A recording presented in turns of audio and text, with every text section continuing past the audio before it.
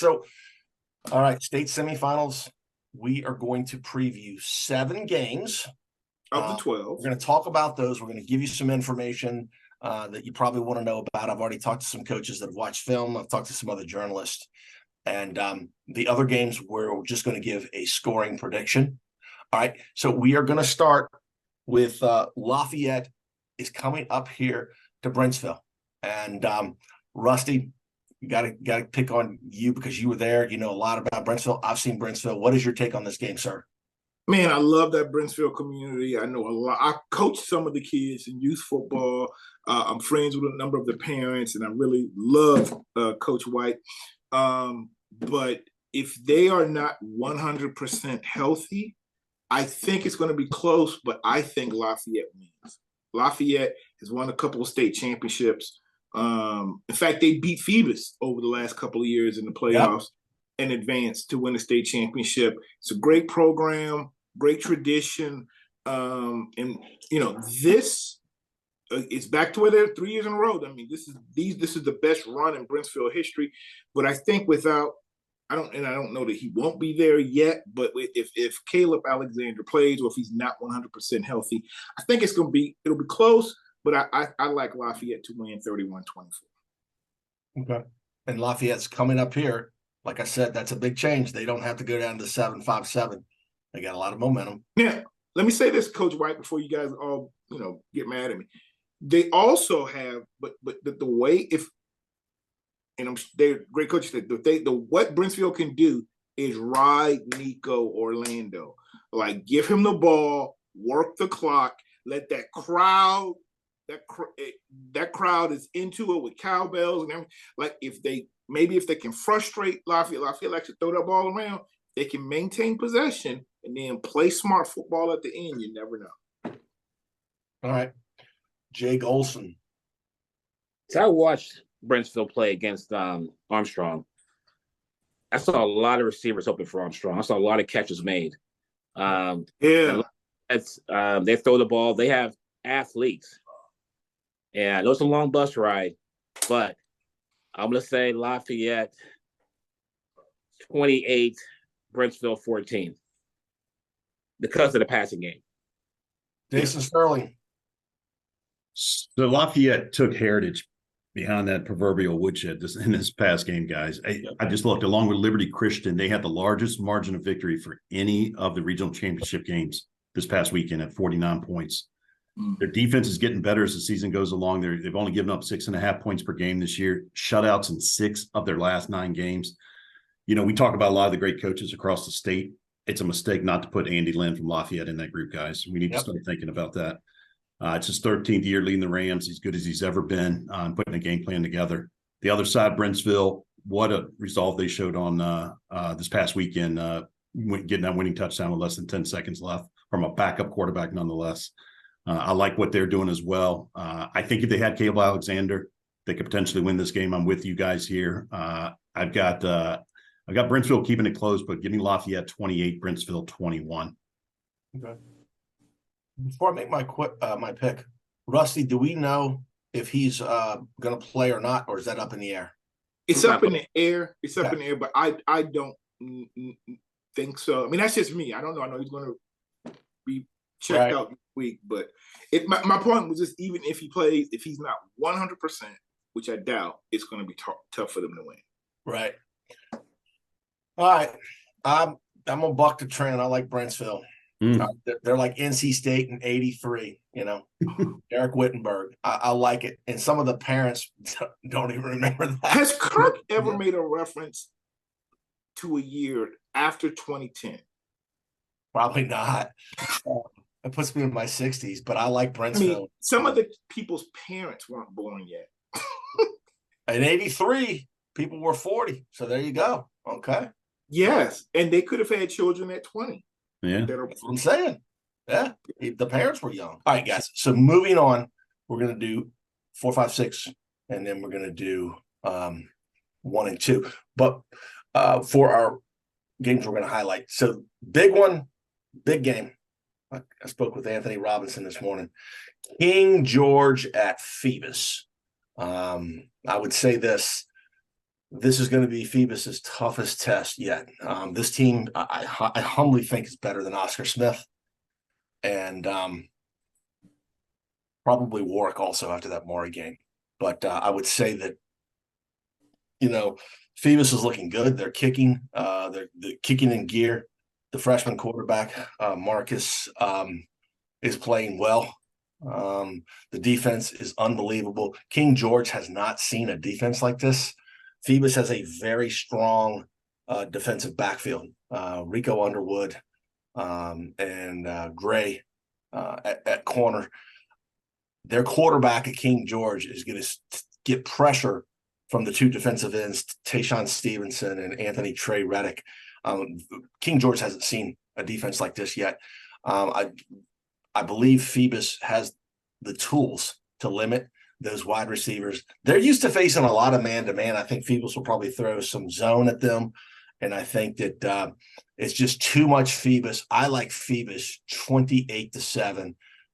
We got a lot of people watching us for this, and I'm going to go to Rusty Byrd, who grew up in Hampton. What's your take on this? Is a big game, Rusty? Yeah, when you're saying they haven't seen a defense like this, King George played. They just beat Dinwiddie, and they beat Varina. The last I haven't seen a defense like this one. But again, I'm going to apply the battlefield effect. If you're playing, and Warwick, if Phoebus is playing 9 of their games against teams that cannot score, are we getting a true image of a good team? Yeah. In terms of a great team, or is their defense because they're just not playing teams that can even score? Mm-hmm. That's all I'm saying. You're making a good point. And George, and we know King George can score on great defenses. They can score on everybody. If we go back and look at King George's schedule, which I was just doing, that 5-4-0 schedule with Eastern View, they played Cortland. I mean, they played a tough schedule, and they blew a lot of teams out. The question isn't if King George can deal with the defense of Phoebus. It's can Phoebus's offense keep up with King George? That's my opinion. I've got King George winning 28-21. Whoa, hold on. I didn't see that. I didn't know you did that, man. You sure do. I was prepping so hard. Yeah. And there's a sound clip that 2 shows ago you said Phoebus will not win the state championship. So Jason Sterling, the level-headed guy. Well, both you guys nailed a lot of these. There's a lot of great storylines in this games. The biggest one for me, Kirk, I'm going to borrow this from you too. Personally, I think Phoebus has the best front 4 in the state. Anthony Reddick leading the way there. I've not seen anybody better on film. I haven't seen, obviously, every team out there live, and haven't even seen every team on film, but every indication is they've got the best front 4 in the state.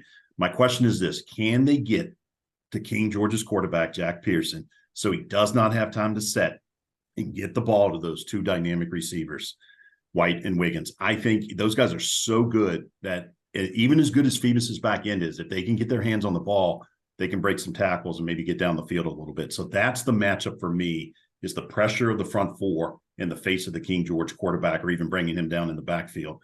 The edge for Phoebus is good. The interior for Phoebus is good. The back end is really good.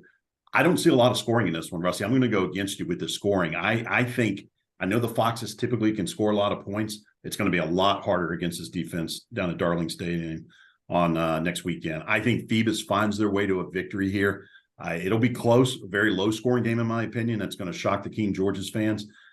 Give me Phoebus 13, King George 7 in a very tight game. I think Phoebus will inch it out, though.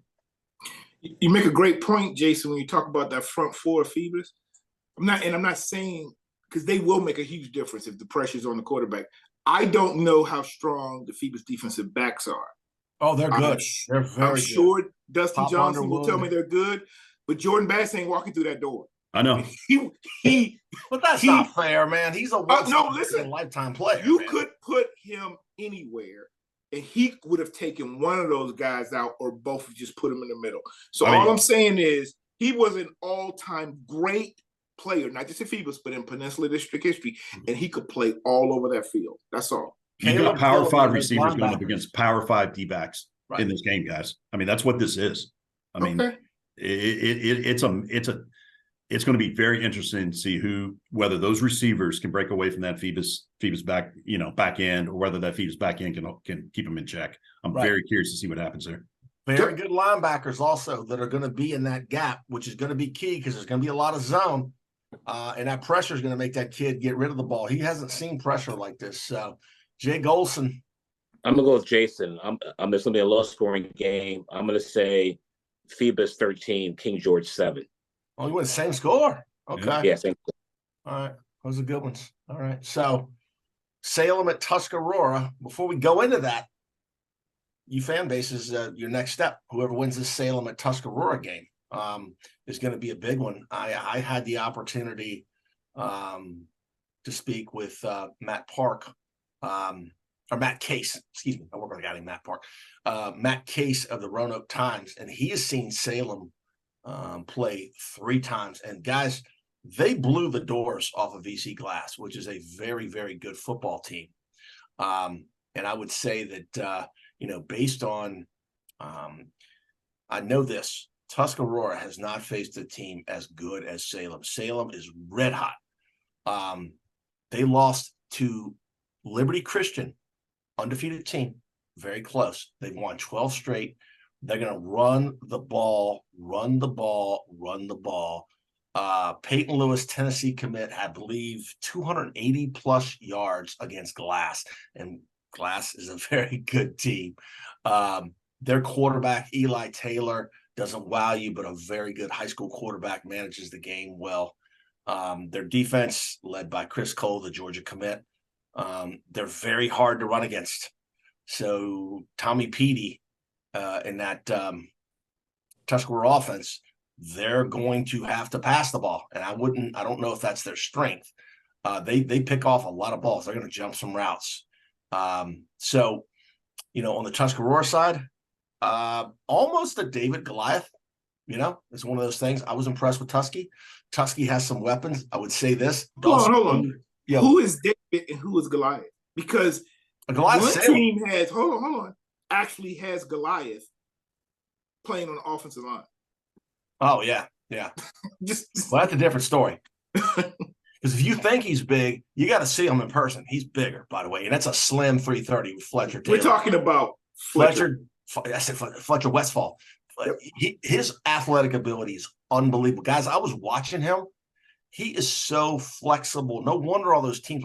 He gets down low. Most guys 6'8.5" can't walk and chew gum at the same time. And he's going to be a factor because they're going to run Peyton Lewis at you. I just think that they're going to have to run a lot of misdirection. Tuscarora is. Their best player is Dawson Pugh, number 1. He caught the winning touchdown against Champ, very close. I just think he needs to touch the ball more. I think he will. Unfortunately, I'm not going to be able to make that game, but I'm going to pick Salem in this one. I like Salem by at least 17 points. So, Rusty, I'm going to let you chime in because you've got a lot on this one. Yeah, no, I agree. I have Salem winning by 10, 38-28. My only thing I wanted to point out also is I think this is the only semifinals where all 4 teams are number 1 seeds. Mm-hmm. Yep. All number 1 seeds. So Phoebus, King George, Tuscarora, Salem. I think Salem will win, but I'm not going to cut Tuscarora short. Like this is.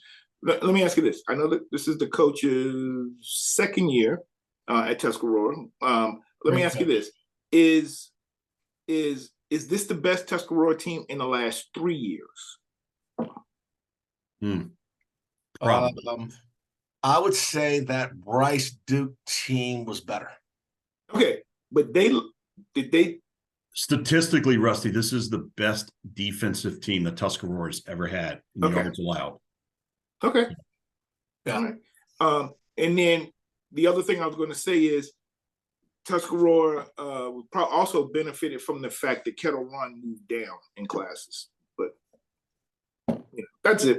That was a good stat, Rusty. I was all getting ready to say no. Class 6 had all number 1 seeds, but South County was the number 1 seed in that Lake Braddock region. So good call on that one. I like that. All right, Jay Gholson, what say you? You picked Tusky last week. Yeah, that's a long bus ride from Salem to Loudoun County. Yeah. And I'm going Tusky, because they have a good crowd there. I'm gonna say Tusky 21, Salem 17. The old bus factor. Yeah, that's a long road. Salem doesn't know what they're in for. And Jason Sterling went to JMU, so you know that 81 corridor. There's a Waffle House every single exit. Who you like? I've eaten quite a few Waffle Houses on 81. That's right. No more Stuckies, though. He said Stuckies. Yeah. Hey, look, Jared Toller's got Tusky in a prime spot, I think, to shock Class 4 here, guys. If you put those 4 teams that are left, Phoebus, King George, Salem, and Tusky, I think the other 3 teams do stick out a little more than the Huskies do. I know where you're going with this, Kirk. I mean, I think they're, you look at them on paper and you're like, wow, they're really, really good. Don't be fooled, though. There's talent in Leesburg. Tommy Pede at quarterback. He's a very frustrating runner for opposing teams. He's a small kid, but he's a very tough and smart runner. He'll find lanes. Great high school quarterback. Absolutely. This may be, and I talked about it, this may be the best defense ever at Tusky. Just yards per game allowed, I think is the best they've ever had. So the all-time series is 1-1. These teams have played twice. Tusky won in 19. Salem got revenge in the spring COVID season of 21. I think the big question for Salem going into the season was their line play, both offensive and defensive lines. We know about the talent surrounding those lines with Cole. You talked about him, Cole and Peyton Lewis. Guys, Cole from his linebacker spot this year has 4 pick sixes from the linebacker spot. He's amazing. That is crazy. Amazing player. Yeah. I think with the offensive and defensive lines of Salem improving as the season's gone along, the skill position talent from Salem is going to be too much for Tusky here, in my opinion. I think Cole and Lewis both have huge games. Salem pulls away. They beat Tusky 40-14 on the road. And I'll give you something here as a potential preview. If Salem pulls this off and Phoebus pulls this off, Phoebus and Salem last played in 1979. And since that game, guys, the 2 teams have won 19 state titles since they last played. Wow. Yeah. Okay. I was in the 6th grade. Okay. I would just say this. I'm a straight shooter. Sentimental. I'd love to see Tuscarora win. I'd love to see great coaching staff. Those kids they have a lot of class. I was right there on the field. There's the normal talking back and forth, but there was a lot of sportsmanship in that game, and they showed true grit. And this is why you play the game, Tusky. So moving on. We already touched on this. Jason, I'm going to let you touch on this one because I got a great scatter report from Matoaca. Matoaca is coming up to Ashburn to face Stonebridge. And I know you know the stat. How many regional finals or how many state semifinals is this for Mickey Thompson, Jason? This will be his 12th. This is his 12th semifinal game. That is unbelievable. Wow. Yeah. That was his 16th regional championship. I'm sorry, no, 16. So because every time you win the regional championship, you're in the semifinals. So it's 16, right. 16 state semifinals. He's moved on to the title game 11 times. This will be 12 if they can get past Matoaca. That's the stat. So yeah, 16 in 24 years. That's 2/3 of the time since the school's been open. They've been in the state semi. Yeah. Anyway, hey, look. Guys, of all the 20, I'm going to give you a quick trivia. Of all the 24 teams still standing across all 6 classifications, do you know what team has allowed the least amount of points so far in the playoffs? Stonebridge. Nope. Hold on. Matoaca. I had to be one of them. Yeah. 3 points. They had 2 shutouts and they gave up 3 points. Wow. Now, look, I mean, you can talk games and stuff and, who played who. So I get all of that, but that's better than Phoebus. That's better than Freedom. That's better than Highland Springs, you name it. So I just wanted to point that out, that they've only given up 3 points in the playoffs. The funny thing, when I think about Matoaca, I think about their offense. Their quarterback, Riley Justice, I think he's only got 42 touchdowns this year, passing, something like that.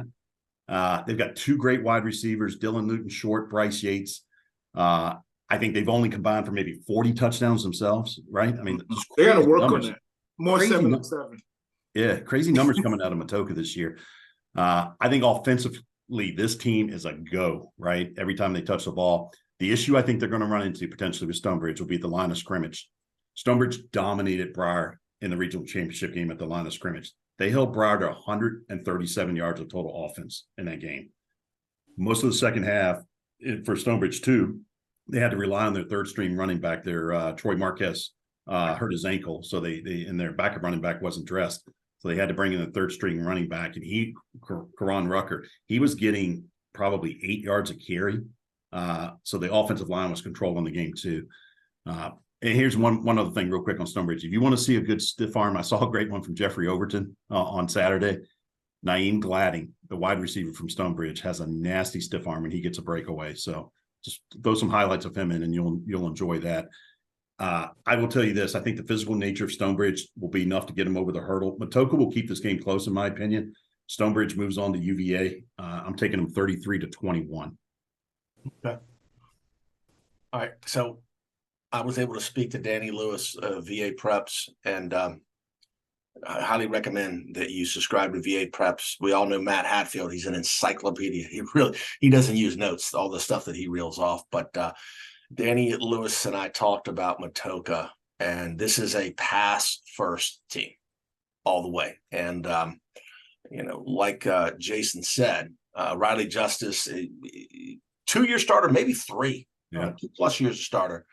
Both of those wide receivers who are juniors, Bryce Yates and Dylan Newton Short, that's about 90% of their touchdowns right there. And both of those receivers have Maryland ECU offers. Montino Williams is their running back. They really use the run to set up the pass. So Stonebridge is a very, very strong defensive backfield. Sean Robertson in one quarter.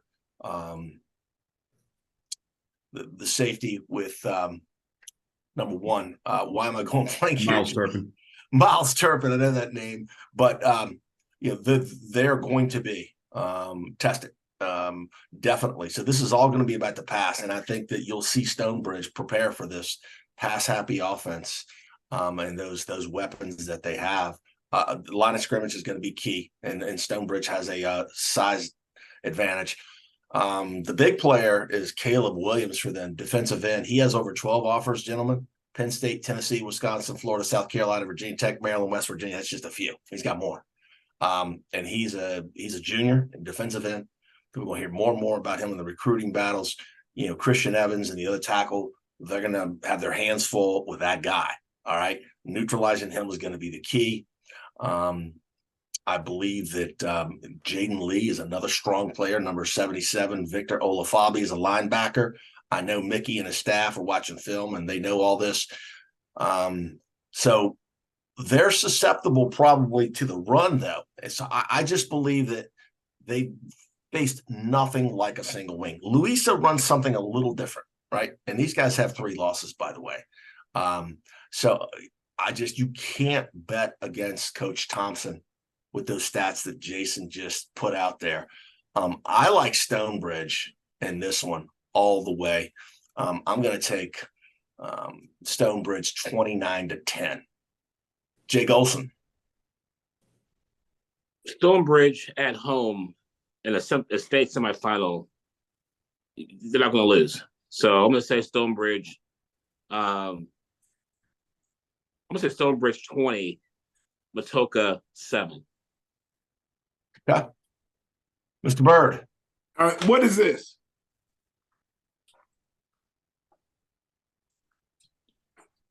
What was that? I don't know. Matoaca, when they heard Highland Springs was moving out of Class 5. By Stonebridge, too. Yeah. And Stonebridge was like this. Oh, yeah, we're waiting for Maury. No, I think this is going to be a close game. But I do have Stonebridge beating Matoaca 35-27. Okay. All right. Moving on. Indian River at Maury. Guys, quick blurb. There's no way Maury is losing this. I got Maury 41-0. Rusty, I want you to chime in. Yeah, I'm gonna chime in. Like I know we highlighted this so people would say we covered Maury, but we can go through this. Like their schedule, their playoff game got easier as they advanced. So I got Maury 52-20. They won't be challenged until they get to the championship if they meet Stonebridge. All right, Jason. Yeah, look, I'm the same way. A couple guys on Indian River real quick. Malachi Hinton, running back. He's a speedster. Comes from the That's running back in the 757. Yeah, he's a quick one. And Jordan Harris. who is on the defensive line. I believe he may be leading the 757 in sacks. I know he had 21 going into, I think, the regional semi, I believe, or 21 going into the regional final this past week. I don't know if he got any. But look, they'll need every one of those playmakers against Maury. Those weapons we saw on display here this past weekend. I'm not going to name them all because there's too many. They're just so stacked at the skill position. Too much Maury. Give me the Commodores 42-14. Jay Gholson? My turn? Yeah. Listen to Commodores. She's a brick house. So give me Maury 56-0. Woo! Yeah. Yeah, that could happen. Yeah. Okay. Yeah. And for the Stonebridge Matoaca folks, for the state championship, we have a lot of information on Maury. Moving on. Lake Braddock at Highland Springs. So Lake Braddock gets to take the trip down to East Richmond. We've had Coach Doherty on the show. Highland Springs, it'd be a great opponent in Manchester. I was able to talk to Danny Lewis about this. I got a few thoughts, but Jason, I know you do your research. What's your thoughts on, a surprisingly Lake Braddock team that's supposedly in a rebuilding year going up against a high favorite in Highland Springs? So if I had told you guys that Highland Springs' quarterback, Kristen Martin, would only complete 4 passes against Manchester, you'd probably be thinking we'd be talking about Manchester in this game, but that's not the case. Highland Springs has so many ways to beat you. Sometimes it's Kristen Martin through the air. Sometimes it's the running backs, Eric Byrd and Jakir Henley. Sometimes it's that stout defense that they've got, in which, by the way, you mentioned it earlier, had 5 takeaways against Manchester. Look, I know Mike Doherty and his Lake Braddock team, they're hoping they don't turn it over 5 times, because if they do, it's going to be a quick exit on Airport Road here. I don't think they will. I think Lake Braddock has playmakers that can give the Springers some trouble. They're a really good football team. There's no smoke and mirrors at this point. You get there based on your play on the field, and Lake Braddock's done that. Unfortunately, I just think Highland Springs is a championship level ball club year in and year out. Braddock gives it a good test here, guys. They give everything they've got. It's just not going to be good enough, in my opinion. Give me the Springers 33, Lake Braddock 7. Okay. Jay Gholson? I watched the Manchester Highland Springs game on Friday. 5 turnovers. And the kids in Richmond are just built different. They're big. And, trying to stop politically correct, when Lake Braddock goes down to East Richmond with that fan base of Highland Springs, that good announcer they have and the band, they're going to be starstruck. I'm sorry. I would say Highland Springs 42, Lake Braddock 3. 42-3. Man, did y'all hear that in Burke? Wow. All right, now I'm anxious to hear what you're going to say, Rusty. These teams score at about the same rate. Actually, Lake Braddock is averaging 34.8 and Highland Springs 35. But I would normally say this isn't even why are we even discussing this game. Highland Springs will probably blow them out. But 2 things I want you to remember. Highland Springs, for whatever reason, has not dominated teams like we thought they would. Now, that means there's a lot of credit to be given to those 804 teams. But the other thing is this. I have made a prediction that we may not see Highland Springs versus Freedom in the final. I've said there could be a Fairfax team surprise after they shifted the semis. I've got Lake Braddock beating Highland Springs in East Richmond 31-28. Oh, you're crazy. Tell you why. You're crazy. No, he's not. Hold on. This is why he's not, Jay. That struggled against Colgan in the first half of the first game is not the Lake Braddock you see today. Highland Springs flew down to the hood in Miami and beat a good team. If they were Lake Braddock, they'll get scared. They'll probably turn around. Jay, that wasn't a bus. They didn't ride the bus to Miami. They played a good team in Miami. Oh my God, Lake Braddock. Oh Jay, the Lake Braddock would have been on a private jet, man. What are you talking about? Oh, come on, guys. Y'all paint a picture like Look, Burke is the Beverly team- Hills or something. The team that that they played was Miramar. That's where Coach Lauren Johnson played his high school football, and there's a lot of talent down there. There's a lot of great athletes, but Highland Springs has a lot of talent. So for them to go down there and win, that's cool. And then this other thing I think about, people, probably those Springers are looking past Lake Braddock towards freedom, but they got to get to freedom. Where's the white Vic at? Come on, this is ridiculous. Oh my God. Jay, you don't realize. Okay, so then I'll just go back to the fact that my wife Jay, went to Lake Braddock. Yeah, you don't realize how Go similar Bruins. Burke Center Parkway and Benning Road are. Okay, so I would say this. All right, go ahead, Russ. Go ahead. Highland Springs is a team that is going to run the ball a lot, and that actually plays to Lake Braddock's strength. Even though Christian Martin didn't throw the ball that much, so I mean they were just able to run the ball down Manchester's throat, and it was still close. There was a turnover where Manchester was going to score. I think top to bottom is like athletes going to college and things like that. Yeah, Highland Springs has better athletes. But that's why you play the game. I mean, Lake Braddock's a team that has overachieved. They're better. Coach Doherty told us this was kind of a rebuilding year. I mean, I'd like to have a rebuilding year like this. Their running game is, their strength. In Lake Braddock, the Bruins, it's all about Eric Byrd. He's, 1,300 yards in like 11 or 12 games. And Cole Varner, which is their backup who gets a lot, he was out with the flu this week. So, running the ball is going to be big. Their Highland Springs, their defense is good. Probably not as stout as the defenses from the past. Defensive line and linebackers are very, very good. And Brennan Johnson, Coach Johnson, Lauren Johnson's son, is a beast. I mean, he is a great player. If you're at that game, keep an eye on him. They've got a couple of guys at linebacker, Jarrett Schuler, Ricky Hopkins, that are transfers from Hermitage. I'm with you, Rusty. I'm picking Highland Springs, but I like Lake Braddock to keep this close. I'm going to go Highland Springs 31-21. All right, so we'll see how that goes, and it's going to set up a great matchup. And at this rate, we're talking about James Madison. This is their third straight state semifinal, is going to be going to Woodbridge to face Freedom. Jay, I want to get your take on this game where, quite frankly, Freedom looks unstoppable. They are unstoppable. I know. This is a rematch. I mean, Madison played Freedom last year in a state championship. But Freedom is on a different level. I mean, you have Jeff Overton, you have Aaron Duncan, you have E.J. Reed, you have Juju Preston. Cam Courtney. It's crazy.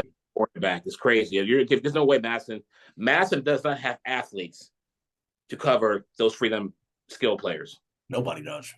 Nobody does. To beat Freedom, you got to score 50 points. You have to. It's not going to happen. So I'm saying Freedom has a chip on their shoulder against Madison again. I'm going to say Freedom 63, Madison 14. Okay. Before we get to Rusty, before he picks Lake Braddock, I want to see what Jason has to say. I mean Madison. I mean Madison, sorry. Yeah. So listen, when I got home from the Freedom Battlefield game this past Saturday, so I sat down and I wanted to make a list of all the things I think Freedom can do to improve their offense. I want to go over it with you guys real quick. So here it is, no particular order. There you go. Exactly. So you get my point through my humor there, right? Hopefully. Look, you guys know in baseball, major league teams look for prospects that are considered tool players, power, hitting for average, speed, fielding, arm strength. In football, running backs, I look personally for 5 things. I'm looking for instincts, burst, elusiveness, pass catching, and sort of a nebulous one here, the ability to get those tough yards. Good high school running backs sometimes only have 1 or 2 of those traits. College guys can have 3. I think Power 5 guys sometimes have 4. Jeffrey Overton Jr. has all 5. His skill set is so rare for a high school junior. Now, this is crazy because I hate comparing people to pro players at a junior in high school. He reminds me of LaDainian Tomlinson, a very young LaDainian Tomlinson. He had a run in the second quarter. You guys all saw it. He had a hurdle, a stiff arm, a juke, and he broke away with the speed from the defenders on the same play. Yeah. I think Coach Counts will, he'll do his best to try and have some type of possession advantage. I think he has to. He's got to try and keep that freedom offense off the field. I think Madison has an advantage in special teams. I think we all recognize that. Yeah. Just not convinced the game will come down to that. You can't sleep on Madison this time of year. We all understand that. And that will frustrate Freedom in a few areas, but way too much firepower here from Freedom. Give me Freedom 42, Madison 15. Okay. Rusty Bird. Now, hold on. I agree, Jay. They've got athletes. They've got great coaching and Freedom. They've got just a talent everywhere. But the thing that impressed me last year, as I called the Class 6 game for Prince William Sports Entertainment, is the fact that Madison, they may not be as athletic, but they weren't scared. They've played great teams and they beat Stonebridge. They came from probably one of the toughest districts. They've played as good or tougher schedule than Freedom throughout the whole year. Okay. And the thing that impressed me about Madison is this: they don't make mistakes. This is a game based on who can make the least amount of mistakes. They don't make mistakes, and when they tackle, I was as a defensive coordinator for 20 years. One of the things that I was impressed with Madison is they are tackling. Like the first guy made the tackle, and then they game tackled, and then number two is their pursuit routes. Madison did an outstanding job, and you were there. Jeffrey Overton only had one breakaway. It was hard because normally when he gets past that first wave, he's gone. Or the first and second wave, he's gone. Madison would not let him get to that next level. He did it once. And that's what I mean by, yeah, he's got all those tools, Jason. He can juke, he can stiff arm, he can run over. But if Madison is pursuing right, I think that they will play them well. All that being said, I have Freedom winning 56-21. The only thing I'll say is just watch the game, because a lot of people with intelligent football minds, so Jay, that doesn't count for you, but if you watched that game last year and not just the final score, you saw that Madison played them well. Unlike the year before, when, to me, Oscar Smith totally dominated Madison. Madison had one or two trick plays, but they were outclassed. All right. 3 touchdowns. I'll close it out. Jay, I want you to play Living on a Prayer, and I also want you to play some Jimmy Buffett. All right? Come on. All right? I would say, we talk about all these guys. Tristan Evans Trujillo is the straw that stirs the drink, and he is a great player. His capability is excellent, but also the way that he manages the game and all those weapons. I've got a tremendous Justin Counts, one of the best coaches in the state with what he does. I've said this in several episodes. I said a big athletic team will run all over Madison, and that's no disrespect. I mean, I like both programs. But I got Freedom 49-0. I think this is a statement game for them. And I think it's going to set up a great matchup with Highland Springs. And I do believe Lake Braddock can keep it close. Now, closing out, and before we close out, we probably still got a lot of people from Freedom as well as Madison watching. We had a lot of people talk to us, Rusty. They were asking Jason Sterling for autographs. Make sure you subscribe to us. Players, follow us on Twitter at the Kirk and Byrd. So we're going to close out with. I got one other question. Are all of these games Saturday at 2:00? Is any of it staggered? Because it was great this past weekend. We had it staggered with Friday, Saturday at different times. But I think all of these are Saturday around 1 or 2. I think Brentsville's at 7 p.m. Yeah, there's a night game or two in there, Rusty. Okay, all right. Not many. Okay, and then lastly, go ahead, Kirk. You have something else? All right. So, who's the winner of the uniform? Real quick. All right. We'll just go with the team we highlight. Rusty, let's do class 1, 2, and 3. Let's just run through that. Oh yeah, we just got to say William Byrd at Liberty Christian. I will say this: all of us have Liberty Christian, and I'll say it right now. We already did Brentsville, Lafayette. Liberty Christian is unbelievable. You know, if Brentsville wins, it's going to be a hard game. So we all have Liberty Christian. Pocosin at Riverheads. We all have Riverheads. Pocosin is going to go to Stanton. I think this is where Pocosin's run stops. We know how powerful Riverheads is. All right, Graham at Radford. We all have the G-men losing to the Bobcats in Radford. And then Alta Vista at Essex. This panel is unanimous with Essex beating Alta Vista. And then Galax at Honaker. You want to see an offensive juggernaut, that's Honaker. Jason Sterling is riding that Galax chain. So that rounds it out. So what do you want to do with the uniforms, Rusty? I just want to quickly, if you've seen them, and we'll just, we can just go with the teams that we think we've seen. Now, I think Feebas, King George, they have the same colors, pretty much. Same colors, but Phoebus has got that gold. You got to go with Phoebus. Yeah. I think they're about the same. I like King George. You like King George better? I like their gold better. Yeah. I like the gold helmets, the Notre Dame gold. Tusky, Salem.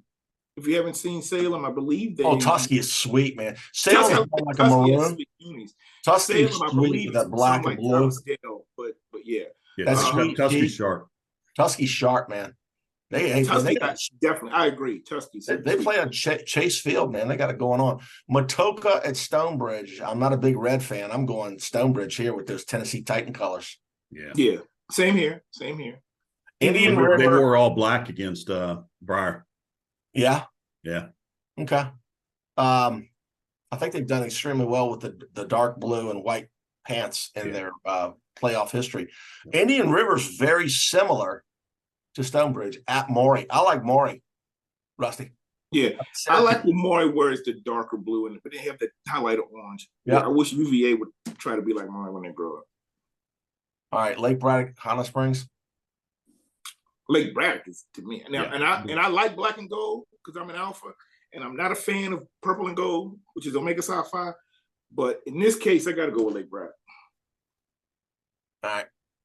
I'm a coin flip on that one. I like the Lake Braddock black uniforms. Madison at Freedom. I got to go Madison. I like that red. No, this is the Madison Freedom. That's a black on black crime. No, they both can wear black, all black. Now I got to give Madison something. I'll give him the uniform. Okay. Yeah, but they can't wear their all black because Freedom is the home team. So Freedom will have dark colors. He's wearing white. All right, so we'll just do one more. That was the other feature game. Rusty, I can't remember Lafayette. Weren't they like a blue and yellow, but not like? No, their uniforms are like the Rams, the NFL Rams. Right. They look just like the NFL's Rams. But to me, Brentsville, which is just like Cincinnati Bengals. Brentsville, Syracuse, yeah. I like it's like the Cincinnati Bengals helmet. Right. Yeah. That's right. Yeah. They have the Bengals. So.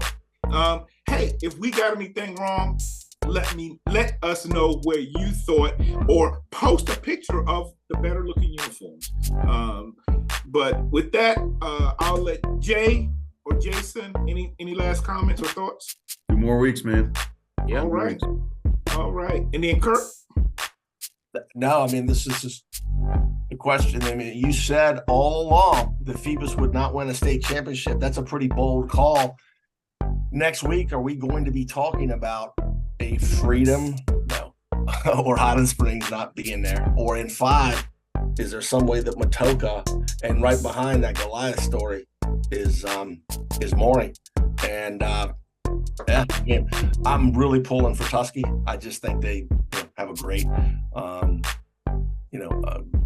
really big opponent coming up. But I will say this, out of all these games, one of them, somebody's going to say, we told you. All right. Maybe it'll be Tuscarora. All right. Yep. And just so you guys remember to, you're enjoying this content, but you can get notified when we're doing shows. So please subscribe to our YouTube channel. And we'd like for people to join the 703-540 Nova High School Sports Facebook page, as well as Jay Gholson's The Real Prince William County Sports.